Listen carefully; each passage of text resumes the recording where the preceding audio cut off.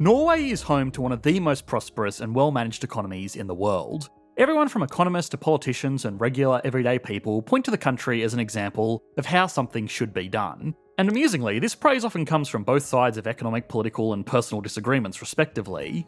The country's small population of just under 5.5 million people were already some of the wealthiest people on the planet in every single measurable way. And yes, economists do use many different ways to measure wealth.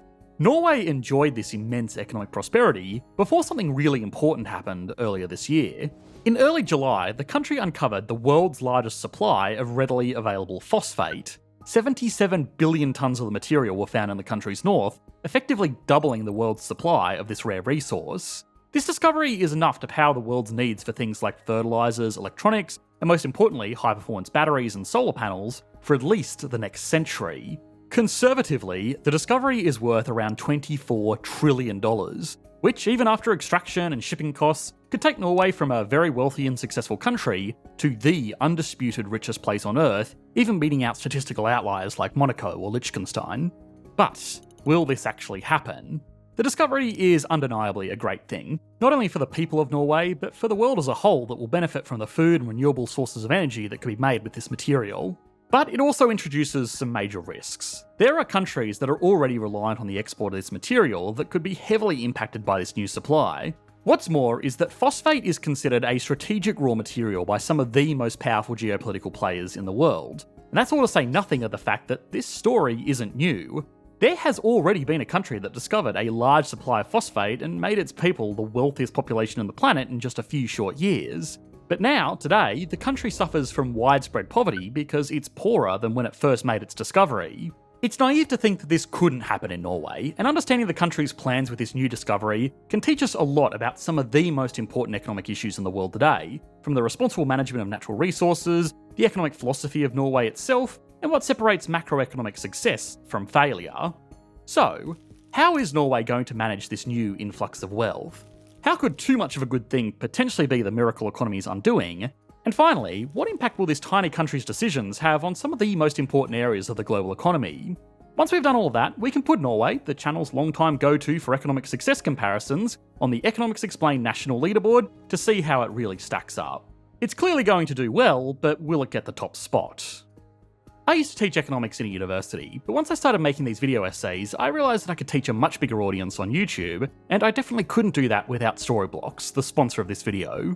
Storyblocks lets you find relevant and useful stock footage to make your videos pop without having to buy an expensive camera and go out to film a mini documentary every week. If you're a video creator, or you aspire to be, Storyblocks is amazing because it takes so much of the pressure off when you know there are over 1 million pieces of footage in 4K or HD that you can use to bring your story to life.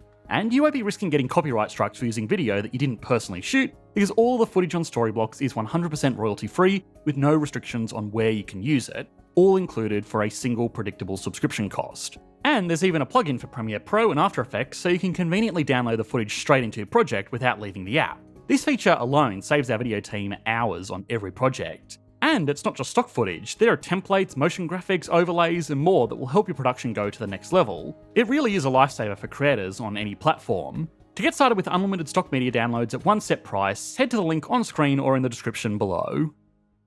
There are 4 types of economies in the world today. Those that should be economic failures and indeed are economic failures, those that should be economic failures but still manage to carry on, those that should be economic successes but are still failures, and those that should be successful and are successful. Norway is a remarkable economy, and while it's understandable to think that it's easy for a country to be perfect when they're rich, there are many stories about exactly the opposite happening, and rapid economic growth becoming a country's long-term undoing. This could have happened to Norway on more than one occasion. Before the 1970s, Norway was not a particularly wealthy economy, especially by Western European or Scandinavian standards. It wasn't poor by any means, because it did benefit from being able to trade directly with some of the wealthiest economies in the world at the time, but it certainly wasn't rich, relying mostly on fishing as its largest domestic and export industry. That all changed though when in the late 1960s the country discovered large and exploitable oil and natural gas deposits in the North Sea. Production began in the early 1970s, operating primarily under Statoil, a company created by the Norwegian government for the purposes of extracting, refining, and selling the oil reserves that were discovered years earlier. Other private companies were allowed to operate in the fields as well, since a lot of them were responsible for the risky exploration work that found the deposits in the first place. But Norway mandated that the state must have 50% participation in every production licence that was sold to private companies. The economic justification for this process was that the oil within the country's borders was the property of its people, so they are the ones that should be profiting from it. But without some kind of potential reward, no companies would take the risk to explore for even more oil and gas, which could potentially make those people even more money. This balanced approach also made the country very popular for other oil investments. Statoil itself, which was later renamed Equinor, also went beyond just extracting and selling crude petroleum and natural gas because it also invested into refineries, which processed all of these fossil fuels and made it possible to sell directly to consumers in Europe, which was at the time the second largest market in the world for energy after only North America. Today, the country has so much oil refining capacity that it actually imports even more crude petroleum from countries like Sweden and in the past Russia, because their facilities are so efficient and well managed that it's worth it to send unrefined oil there and then have them ship it or pipe it to end users. The money the Norwegian government has made from these natural resources is immense. While the total operation might be relatively small compared to major oil producers like the Gulf states, Russia, and even the USA, Norway has historically kept a remarkably high share of those revenues for itself and its people. This is opposed to a lot of other countries where most of the money has gone to benefit those natural resource companies, with the state and ultimately the people getting whatever is left over. Ahem. Norway again also had a bit of luck on their side here because they were a member of NATO and didn't have the same geopolitical struggles that a lot of other countries that discovered vast natural resources in the decades after the Cold War. We're in the process of working with geopolitical experts to create a new channel that will address this stuff in much more detail with much more expertise and real-world experience, so stay tuned for that because that's all I can say about it for now. It also must be recognised that Norway has an incredibly small population, so any revenues are not going to be split thin. Now, making sure that natural resource revenues actually go to the people instead of a handful of oil companies or well-connected politicians is just the first step in making sure that they're used responsibly to build a successful economy instead of being squandered and causing all kinds of problems. It's also, surprisingly, probably the easiest step. Norway did have some advantages here because when it found oil, it was already a robust democracy, and while it wasn't rich, it did have enough capital to create its own oil extraction infrastructure, where a lot of oil-rich countries in sub-Saharan Africa, for example, are going to be more dependent on a foreign entity to fund their extraction and therefore be more beholden to their demands. Despite its advantages, Norway still handled the rapid discovery of natural resources incredibly well, because there are dozens of other advanced and democratic countries that have let themselves be bullied by resource companies into giving away more than a fair share of their natural wealth. Again, not looking outwardly at any country in particular.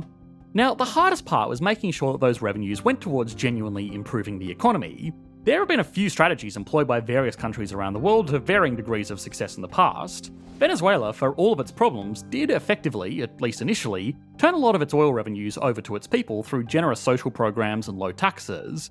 But this created a strange anomaly in the market and made the country very unstable because it turned into a political race of who could give away the most money. These problems were in some ways the cause of, and were in turn heightened by sanctions imposed on the country as well. The US state of Alaska also does something similar by paying its residents a share of oil revenues every year and levying no state income taxes. Alaska has the advantage of being a US state, and it was already wealthy and politically stable, so these policies didn't radically reshape its economy like it did in Venezuela. Other countries have used their oil revenues to fund lavish development projects with at least the supposed intention of encouraging the growth of tourism and international business operations in the country, which should, in theory, replace the oil industry when wells run dry or global demand for fossil fuels subsides. There is nothing inherently wrong with this kind of plan, although a lot of the countries pursuing this system have had transparency issues, where it has become difficult to tell if sometimes completely unchallenged leaders are investing money into sports teams because they see it as a good long-term investment for their country's sports and tourism industry, or because they have practically unlimited money and just really like particular sports stars. This strategy also has the problem of just shifting natural resource benefits away from foreign oil companies and to any type of company, because a key part of the development strategies of places like the UAE, Qatar, and Saudi Arabia has been very low or zero taxes on businesses and individuals.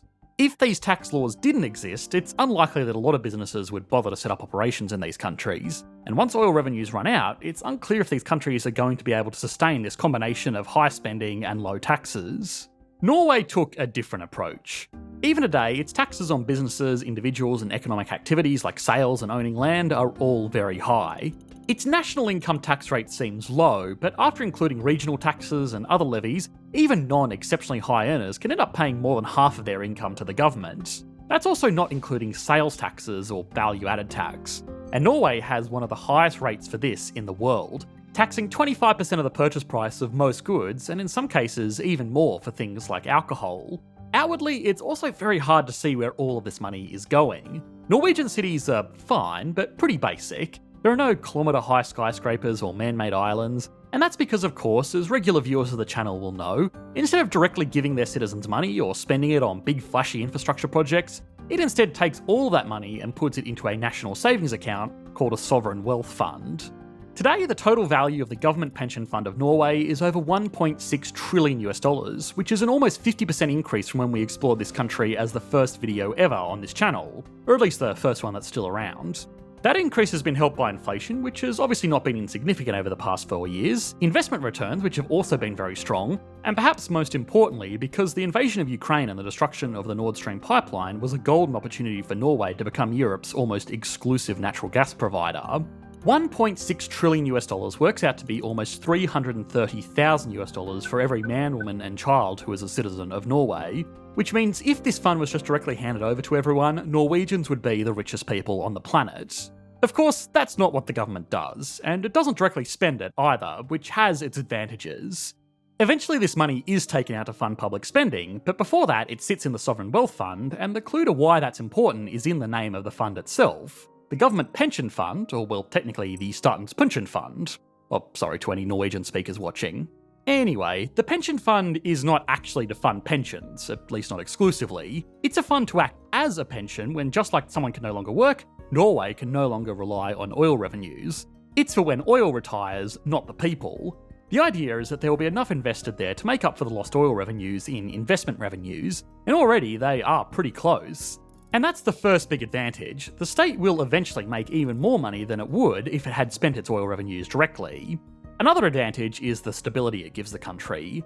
Natural resource-dependent economies often find themselves in a position where their economy can only be as good as the price of their export materials in international markets, which can fluctuate wildly on even an hourly basis, let alone the years and decades over which good economic planning should take place. By putting all of its revenues into a wealth fund, the Norwegian economy has effectively given itself a shock absorber to these wild swings. If oil prices are high and the country makes lots of revenues, it can put money into this fund, putting it on track to be independent of even needing those oil revenues at all in the future. If oil prices drop and revenue falls, then it can always dip into this fund to pay for services without taking on debt or otherwise disturbing economic functions. Thanks to its relatively high tax rates, it hasn't ever really needed to do this, but it gives the country a lot of security to know that it is possible. Those taxes also contribute to economic stability in less obvious ways as well.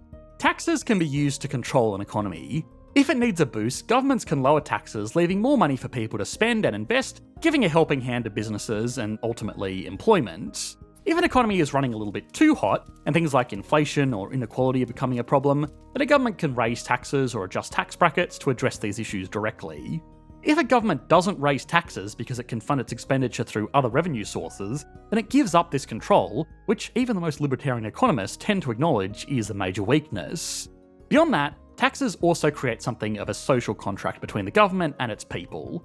If people pay taxes, they naturally become more engaged with what their government is doing with their tax dollars, so things like corruption or government officials embezzling funds to enrich themselves become far more heavily scrutinised. The model that Norway has used to collect and capitalise on its natural resource wealth has obviously been a winner, but that doesn't necessarily mean that it's as easy as copying and pasting this strategy onto any country that discovers a massive reserve of natural resources. There may be no clearer demonstration of this fact than what Norway does with its newly discovered trillions. The discovery of the country's phosphate reserves has the potential to make North Sea oil and natural gas almost insignificant by comparison.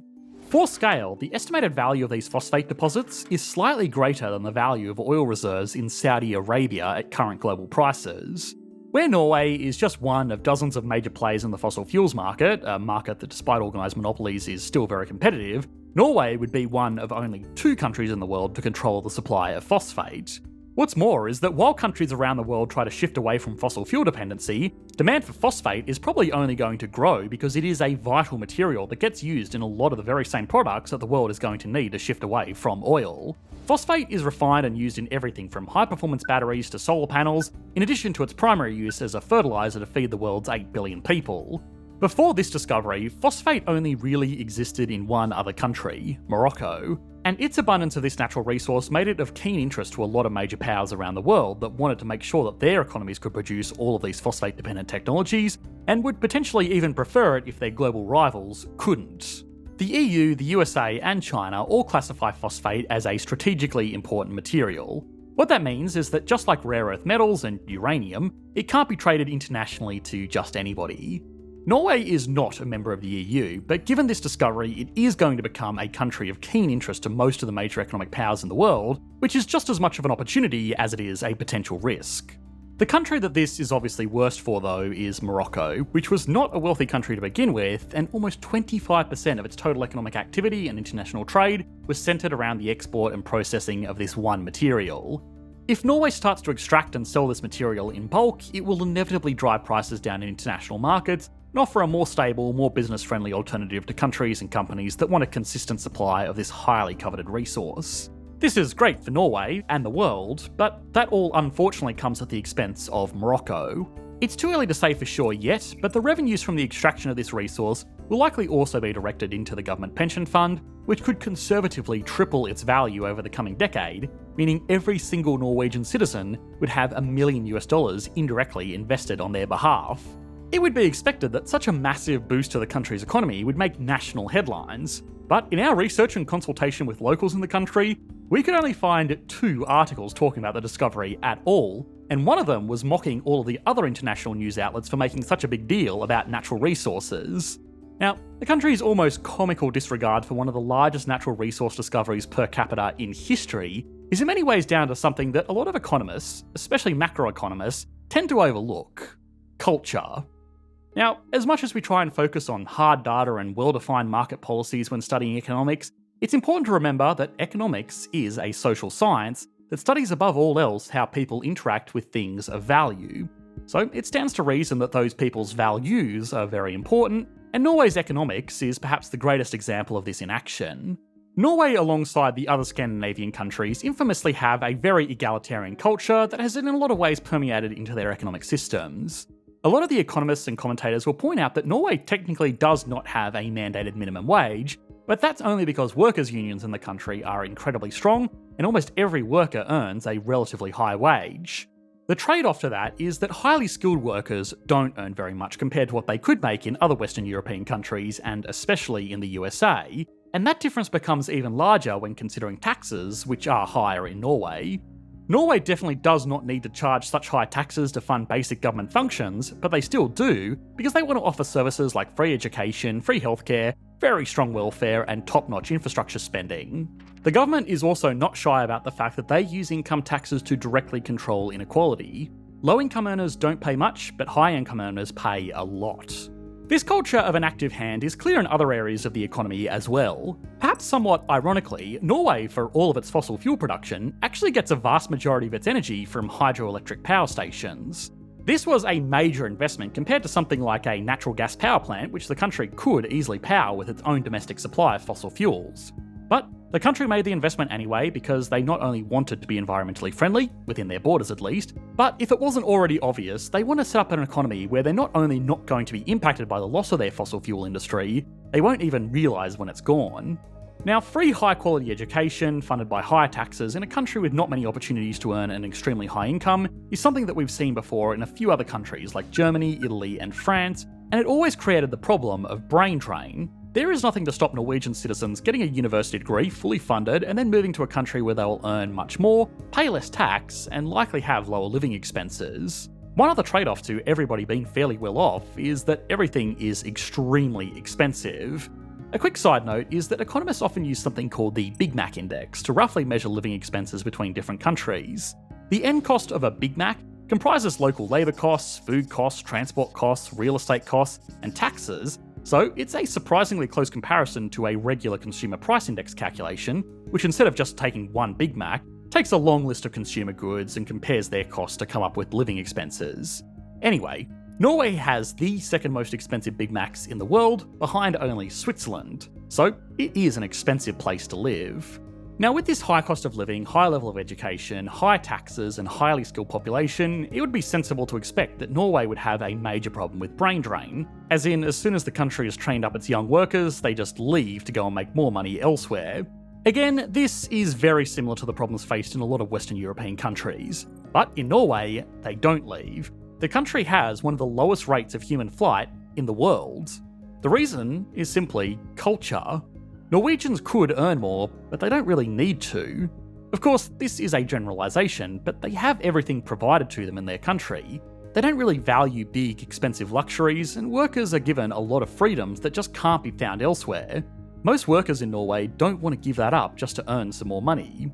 Now, obviously sociology is not our specialty here at EE, but everyone that we spoke to in Norway while working on this video spoke about the law of Jante, which is 10 rules that were initially created in a work of fiction to criticise homogenous society, but has become almost a rulebook for how to live in Norway.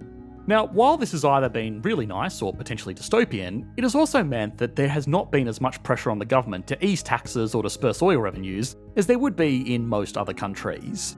So while again, what they have done in Norway has been highly successful, it wouldn't be that easy to replicate in most other countries, even those that are blessed enough to have trillions of dollars worth of natural resources to share amongst a tiny population. Okay, now it's time to put Norway, the country that seems to have everything going for it, on the Economics Explained national leaderboard. Starting as always with size, Norway has a GDP of $579 billion US, making it the 24th largest economy in the world, right between its regional peers, being slightly larger than Belgium and slightly smaller than Sweden. Still, this is a major global economy and it gets a 7 out of 10. That very respectable GDP is spread out over a very small population of just 5.4 million people, giving the country a GDP per capita of $106,149. That is the second highest per capita output of any country in the world, apart from Luxembourg and micronations like Monaco.